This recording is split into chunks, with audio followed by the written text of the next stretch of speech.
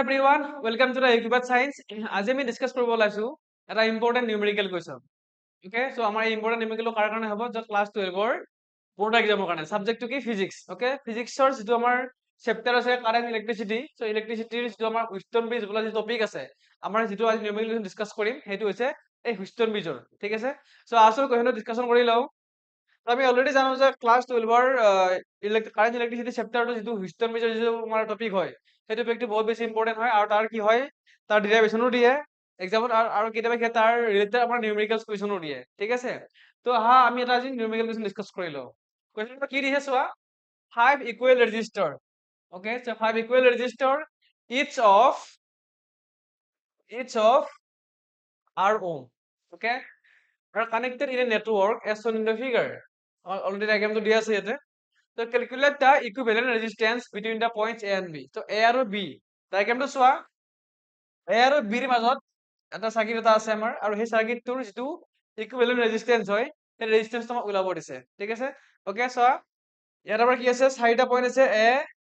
B C D। Okay, তো আমাক লাগে কিন্তু A আৰু B মাজৰ ৰেজিস্টাৰটো। ঠিক আছে, জাস্ট তোমালোকে তো ইমাজিন কৰা যদি মই A আৰু B টো যদি কি কৰো both side টানি দিও তেনেকে, তেতিয়াহ'লে এই ডায়াগ্ৰামটো কেনেকুৱা হৈ যাব, it looks like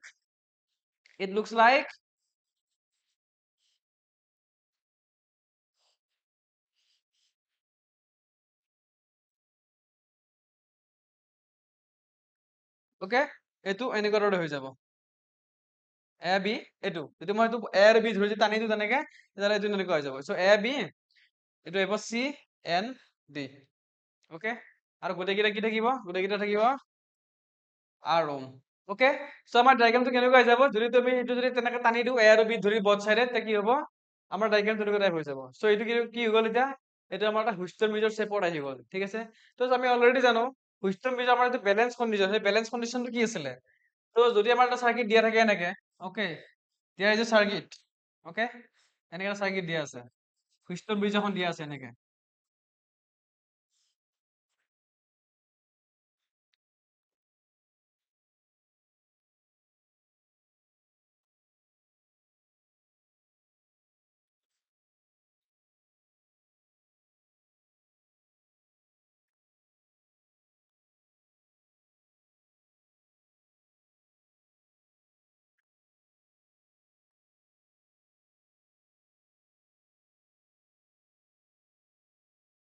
okay, so আমাৰ হুইষ্টন ব্ৰিজৰ সাৰ্কিটটো ড্ৰয়িং কৰি লও আৰু এবাৰ ইয়াতে।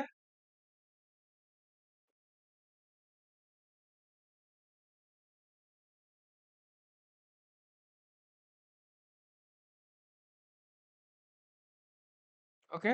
আমাৰ এইটো সাইডে আছিলে A, এইটো আছিলে B,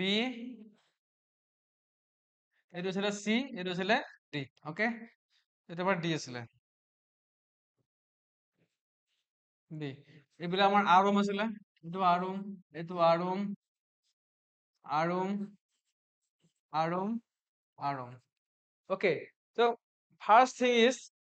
হুইষ্টন ব্ৰিজৰ যেটো বেলেন্স কন্ডিশন আছিলে, বেলেন্স কন্ডিশন আমাৰ কি আছিলে, বেলেন্স কন্ডিশনটো আমাৰ এইটোৱে আছিলে যেতিয়া আমাৰ কি হয় এই ব্ৰিজখনৰ এই ৰেজিস্টাৰটো এই ৰেজিস্টাৰটো এই ৰেজিস্টাৰটো আৰু এই ৰেজিস্টাৰ যদি সেম হৈ যায়, ওকে মানে এটাৰ ৰেচিটো যদি সেম হৈ যায় তেতিয়া কি হয় ইয়াৰ মাজেৰে যেটো কাৰেন্ট ফ্লো হ'ব, ইয়াৰ মাজেৰে যেটো কাৰেন্ট ফ্লো হ'ব সেই কাৰেন্টটো তাৰ মাজেৰে জিৰো হৈ যাব। তো জিৰো হৈ গ'লে কি হ'ব, যদি তাৰ মাজেৰে কাৰেন্ট জিৰো হৈ যায় তো এইটো এই সাইডটো আমি নেগলেক্ট কৰি দিব পাৰিম। ঠিক আছে, এটা আমি কনসিডাৰ নকৰিলে হৈ যাব। তেতিয়াহ'লে কি হ'ব, যদি আমাৰ বেলেন্স কন্ডিশন হয় তেতিয়াহ'লে আমাৰ এই সাৰ্কিটটো কেনেকুৱা হৈ যাব,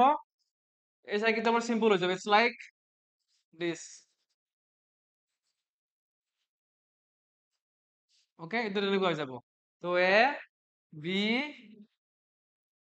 C and D, তো এইটো R ohm, এইটো R ohm, এইটো R ohm আৰু এইটো আমাৰ R ohm। ওকে, তো গোটেই আমাৰ তেনেকুৱা হৈ যাব। ঠিক আছে, এটা চোৱা এই সাৰ্কিটটো চোৱা, এই সাৰ্কিটটোত ইয়াৰ পৰা যদি ভোল্টেজটো এনেকে যায় কাৰেন্টটো ডিভাইড হৈ যাব, ভোল্টেজটো সৰি ভোল্টেজ সেম থাকিব ইয়াতে, বাট ইয়াৰ পৰা যদি কাৰেন্টটো যদি কনসিডাৰ কৰো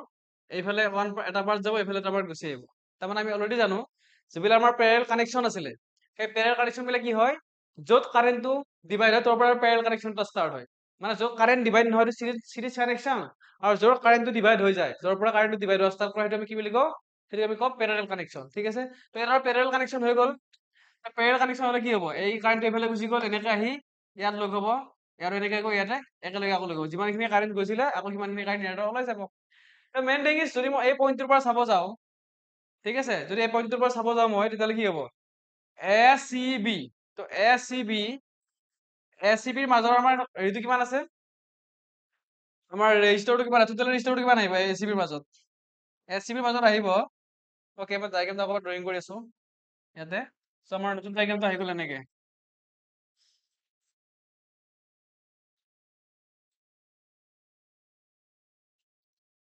এইটো A B C D okay তো আমাৰ এইটো আমাৰ কি আছিলে এইটো আমাৰ আছিলে আৰ ওম এইটো আমাৰ আৰ ওম এইটো আৰ ওম আৰু এইটো আৰ ওম ওকে তো ইয়াত চাবা এচিবি যিটো আৰ্ম আছে এচিবি আৰ্মটোত যিখিনি আমাৰ ৰেজিষ্টৰ আহিব টোটেল ৰেজিষ্টৰ কিমান আহিব চ' যদি মই ইয়াৰ পৰা কনচিডাৰ কৰো ইয়াৰ পৰা যদি কনচিডাৰ কৰো এনেকে যাওঁ তেতিয়াহ'লে কি হ'ব এনেকে গৈ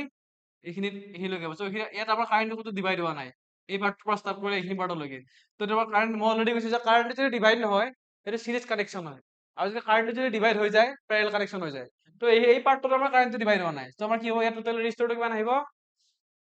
R plus R ইজিকেল কিমান হ'ব 2R এচিবি পাৰ্টটো দেন মই চাওঁ এডিবি পাৰ্টটো এনেকে যাব কাৰেণ্টটো এনেকে আহি এনেকে যাব চ' এই পাৰ্টটোৰ পৰা যদি ষ্টাৰ্ট কৰো মই এনেকে তো এনেকে গৈ এইখিনিলৈকে কাৰেণ্টৰ ক'তো ডিভাইড হোৱা নাই তাৰমানে এইখিনি কি হয় এইখিনিও আমাৰ চিৰিজ কানেকশ্যন চ' এডিবিত আমাৰ কিমান আহিব এডিবিত আহিব R2 ইজিকেল কিমান আহিব R plus R ওকে তো আলটিমেটলি কিমান হৈ গ'ল 2R তো এইখিনি যদি আমি এপ্লাই কৰি দিওঁ আমাৰ চাৰ্কিটটো এই চাৰ্কিটটো কেনেকুৱা হৈ যাব এতিয়া ইটছ লাইক দিছ ওকে চ' লাষ্টত আমাৰ কি গ'ল এ আৰু বি আৰু ইয়াত আমাৰ আহিব 2R ইয়াত আহিব আমাৰ 2R ওকে তো এইখিনি মই কম্পেক্ট কৰি দিলো চিম্পলিফাই কৰিলো এতিয়া আমাৰ এইখিনি আহিলে এতিয়া চোৱা ইয়াৰ পৰা যদি মই ষ্টাৰ্ট কৰো যদি মই ইয়াৰ পৰা ষ্টাৰ্ট কৰো এনেকে তো এই পইণ্টটো কি হ'ব কাৰেণ্টটো ডিভাইড হ'ব এইফালে এটা পাৰ্ট যাব এইফালে এটা পাৰ্ট যাব আৰু এইটো গৈ লগ হ'ব ইয়াতে ওকে আকৌ আল্টিমেটলি আমাৰ চেমি কাৰেণ্টে ওলাই যাব ঠিক আছে এতিয়া চাবা যদি মই ইয়াৰ পৰা কনচিডাৰ কৰো তেতিয়াহ'লে কি হ'ব এই কাৰেণ্টটো ডিভাইড হৈছে মানে এই দুটা পেৰেলত গুচি গ'ল তো পেৰেলত গুচি গ'লে কি হয় আমাৰ ইয়াত ইকুইভেলেন্ট ৰেজিষ্টাৰটো আমাৰ এইটোৱে ওলাব দিছিল একচুৱেলি আমাৰ কুৱেশ্যনটো যে আমি এ আৰু বিৰ মাজত যিটো টোটেল এ আৰু বিৰ মাজত যিটো আমাৰ ইকুইভেলেন্ট ৰেজিষ্টাৰ হয় সেইটো ওলাব লাগে ঠিক আছে তো আমাৰ কিমান আহিব এতিয়া যিটো আমাৰ এতিয়া পেৰেলেল হয় পেৰেলেল হ'লে কি হয় এইটো আহিব বিটুইন এ এণ্ড বি মাজত আহিব 1/r ইকুইভেলেন্ট তো 1/r ইকুইভেলেন্ট কিমান আহিব তো এইটো R1 হয় এইটো আমাৰ R1 হয় আৰু এইটো কিমান হয় R2 হয় তো R1 আৰু R2 তো R ইকুইভেলেন্ট কিমান হয় 1/R1 প্লাছ 1/R2 ঠিক আছে তো 1/R1 মানে কিমান হয় 2R প্লাছ 1/R2 মানে কিমান হয় 2R ওকে তো 2R ওপৰত থাকিব 2 যদি আমি 2 ৰে 2R ডিভাইড কৰো 1 থাকিব তো এক মিনিট এইটো মই অলপ সিম্পলিফাই কৰি দি আছো দুটা ষ্টেপ মই স্কিপ কৰিছিলো অলপ লিখি দি আছো ওকে তো চাবা 2R এইটো আমাৰ এলচিএম আহিব তো এলচিএম আহিলে কিমান আহিব 2R আহিব তো 2R ৰে 2R ডিভাইড কৰা 1 তো 1 into 1 1 প্লাস আকৌ ডিভাইড কৰা 2R ৰে 2R 1 1 into 1 1 তো 1 প্লাস 1 কিমান আহিব 2 2/2R ওকে তো 2 টো কেনসেল আউট যদি আমি কি কৰো এইটো যদি আমি ৰেচিপ্ৰকেল লিখো কিমান আহিব 1 বাই আমাৰ কি আছিলে ওকে এইখিনি মই নেক্সট পেজত লিখি আছো আমাৰ আছিলে 1 বাই R ইকুইভেলেন্ট ওকে সো 1 বাই R ইকুইভেলেন্ট মানে কিমান হয় কিমান আছিলে নেক্সট পেজটোত এনে 2 টো কাটিছিলো 1 বাই R আছিলে ওকে তো এটা আমাৰ আহিব 1 বাই R ওকে তো যদি আমি সিম্পলিফাই কৰো আৰু দুটা স্টেপ তো R ইকুইভেলেন্ট মানে কিমান আহিব R Om this is our final answer তো আমরা যে ডায়াগ্রাম দিয়া আছিলে এ আৰু বিৰ মাজৰ আমাৰ কি ওলাব দিছিলে এ আৰু বি পইণ্টৰ মাজৰ টোটেল আমাৰ ইকুইভেলেন্ট ৰেজিস্ট্যান্স ওলাব দিছিলে এটা আমি পাই গ'লো কি এইটো কিমান হৈ গ'ল R equivalent equal to R Om okay তো ষ্টাৰ্টিংৰ পৰা চাও আৰু এবাৰ কুৱেশ্যনটো আমাৰ এইটো আছিলে ফাৰ্ষ্ট কুৱেশ্যনটো আমাৰ এইটো ডায়াগ্ৰাম দিয়া আছিলে এটা আমি কম্পেক্ট কৰিলো এইটোলৈকে ওকে তো এইটোৰ পৰা নেক্সট আমি কি কৰিলো নেক্সট ষ্টেপ এটা আমি ব্ৰেক কৰিলো ওকে আমি এইটো হিষ্টৰ পিছৰ বেলেন্স কণ্ডিশ্যনটো এপ্লাই কৰিলো বেলেন্স বেলেঞ্চ কণ্ডিশ্যনটো এপ্লাই কৰে, ইয়াৰ মাজেৰে কাৰেণ্টটো 0 হৈ যায়, ইয়াৰ মাজেৰে কাৰেণ্ট 0 হ'লে আমাৰ চাৰ্কিটটো এইটো পাই যাওঁ। এইটো যদি আমি আকৌ চিম্পলিফাই কৰোঁ নেক্সট আৰু এটা ষ্টেপত, তেতিয়া কি হ'ব? এতিয়া আমাৰ হৈ যাব এই ষ্টেপটো আমাৰ চিম্পলিফাই কৰিলে কি হ'ব? দেন আমি এইটো পাই যাম ইয়াৰ পৰা। অ'কে, তো এইটো পেৰেল কানেকশ্যন, তো পেৰেল কানেকশ্যনৰ কাৰণে কি হয়? এইখিনি নালাগে এতিয়া আমাক, তো এইখিনিৰ পৰা ডাইৰেক্ট এইখিনিলৈকে, এইখিনিলৈকে, তাৰপিছত এইখিনিৰ পৰা এইখিনি। অ'কে, এতিয়া ফাইনেল ৰিজাল্ট নেক্সট ষ্টেপ এইখিনি। অ'কে, তো এইখিনি আছিলে আমাৰ নিউমেৰিকেলটোৰ। অ'কে, তো আৰু এনেকুৱা ধৰণৰ ইনফৰ্মেটিভ ভিডিঅ'বিলাক পাই থাকিবৰ কাৰণে ক্লাছ 12ৰ তোমালোকৰ প্ৰিপাৰেশ্যন সুবিধা হ'বৰ কাৰণে, তো আৰু আমাৰ চেনেলটো আৰু বহুত কিবা কিবি ভিডিঅ'ছ আমি ৰিলিজ কৰি থাকিম এতিয়া এক্সামৰ আগলৈকে। এটা ফিজিক্সৰ চিৰিজে মই আনিছোঁ এইটো। এইটো কি হয় যে ফিজিক্সৰ যিবিলাক ইম্পৰ্টেণ্ট টপিক আছে বা যিবিলাক আমাৰ ইম্পৰ্টেণ্ট নিউমেৰিকেলছ আছে, আমি সেইবিলাক চল্ভ কৰিম, ঠিক আছে? তো এনেকুৱা ধৰণৰ আৰু ইনফৰ্মেটিভ ভিডিঅ'বিলাক পাই থাকিবৰ কাৰণে আমাৰ যিটো ইউটিউবত চাইন্স চেনেল আছে, সেইটো তোমালোকে ফ'ল' কৰিবা, ছাবস্ক্ৰাইব কৰিবা, আৰু তোমালোকৰ বন্ধুবিলাকৰ মাজত এই ভিডিঅ'বিলাক শ্বেয়াৰ কৰিবা, ঠিক আছে? তো নেক্সট ক্লাছত মই আৰু এটা ইম্পৰ্টেণ্ট টপিক তোমালোকৰ কাৰণে লৈ আহিম। তেতিয়ালৈকে যিখিনি শিকালো বা যিখিনি ভিডিঅ'ছ মই এই ভিডিঅ'টো যিখিনি নিউমেৰিকেল শিকালো,